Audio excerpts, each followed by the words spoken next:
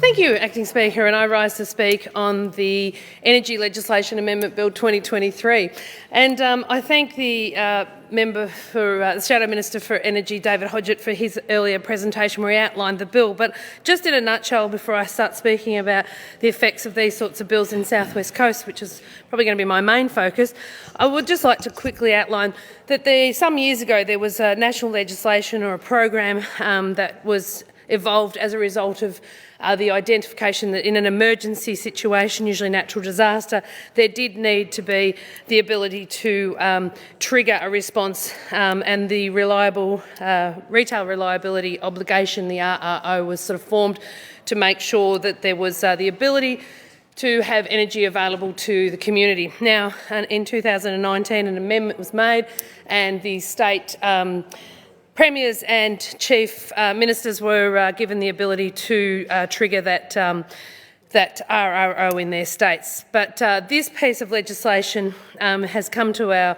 attention as this puts a bit of a framework in place for the minister if she needs to have that trigger or pull the trigger or use those levers in that sort of time frame of about 3.5 years' time, that there needs to be a framework around that and a explanation or a statement of explanation.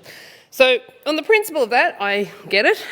It makes some sense in that putting legislation to put a framework in place, no one's going to be uncomfortable with that. The bill also does a number of other omnibus-type actions, and one of those is around the gas civil penalties. So I'm just going to focus for a minute on the fact that we have a government, the Andrews Labor government, who have been in for the last decade. And over the last decade, what we've seen is power bills increase.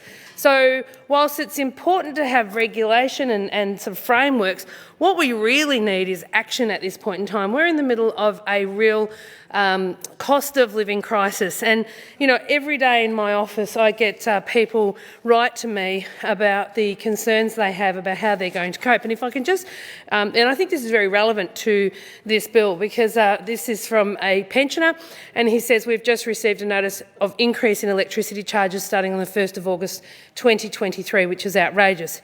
He goes on and then he says the daily supply charge has also increased and we'll be paying $542 per year just to have the electricity connected. What?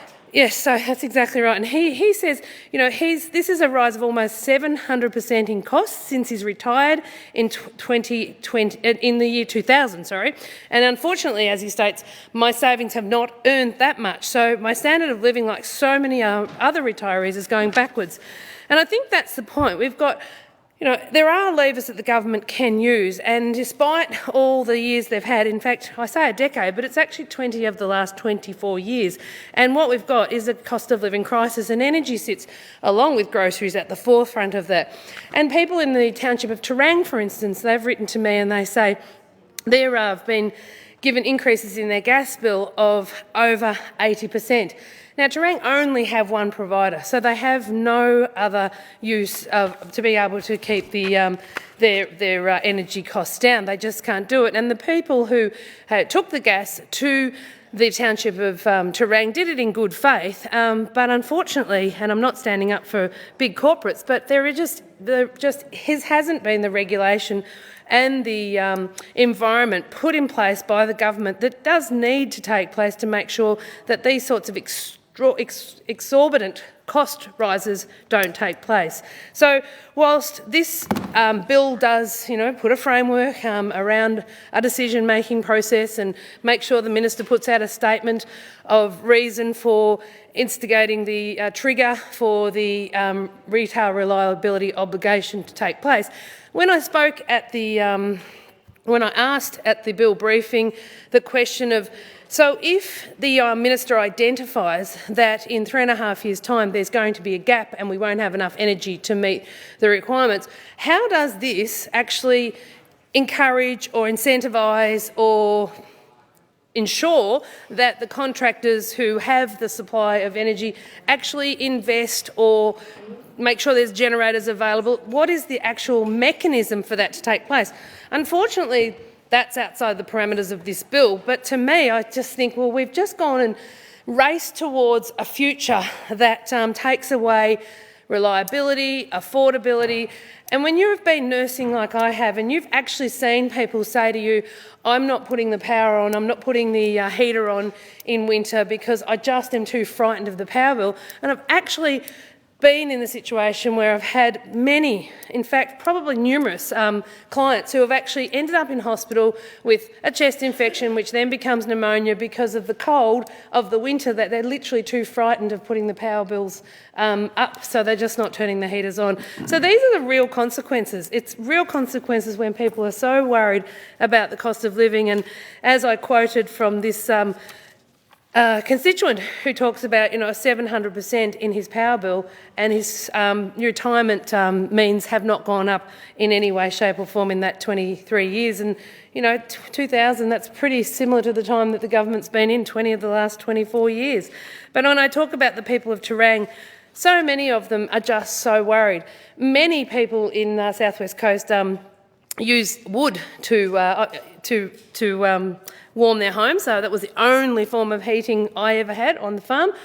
Getting up at 3 o'clock in the morning was a necessity to make sure the house was warm, because the fire wouldn't stay alight if you didn't do that at 3 in the morning. So, I totally get how it might sound great to the minister, all these wonderful changes like cutting off gases to new homes, but when the industry has worked so hard towards change and putting hydrogen, for example, into the houses through the same mechanism that the gas currently goes to, if we're not going to actually put those pipes to the house, how are we going to work towards an affordable future that actually gives reliability, affordability and change in a way that, we do have to move to, but not in a way that puts crisis in place? And I think that's what this legislation really is identifying. There will be gaps. There will be gaps in the market. And we will see, more than likely, and I think we went very close from what the experts who talked to me about, that we went very, very close last winter. So we don't want to see that. The people I refer to that I came across in my community nursing days that were too frightened to turn on the power, that's only going to get worse. So I can't see how this bill, we've been back, we've had 2 sittings since the winter recess, and the bills have not been coming in thick and fast. In fact, they've rushed a couple in this week and only given less than the normal time frame to be able to consult with the community, because it feels like this government are just running out of ideas, and when they come up with one, it's let's rush it out really quickly because we probably need something to fill the space, because it's quite clear they're scrambling. So whilst, as the member for Croydon said, I don't oppose this bill, I struggle to understand how it is helpful to the community of South West Victoria when power is never been more expensive and people are really frightened of what the future brings, when we're cutting off opportunity for people and we're spending a lot of time just spinning the wheels or spinning out the spin, I suppose, to make it look like we're the Andrews Labor government are actually doing something, which is, I think, sometimes making a fool of our community rather than actually achieving affordable, reliable power and being responsible governors of the state. So I'll finish on that note, and I look forward to legislation that comes to the parliament that does actually address the cost of living crisis rather than just fluff around the edges. And I won't say the term that comes to mind that we've just had a ruling on that won't be appropriate, but I think the government should get a wriggle on.